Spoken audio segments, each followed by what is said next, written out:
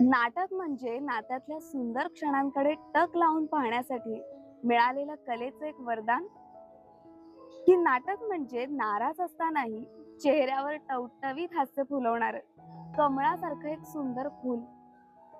की नाटक म्हणजे नावाड्याप्रमाणे बोट वल्हवत टप्प्याटप्प्याने नदी पार करत कठीण प्रवास करत किनाऱ्यापर्यंत पोहोचणं.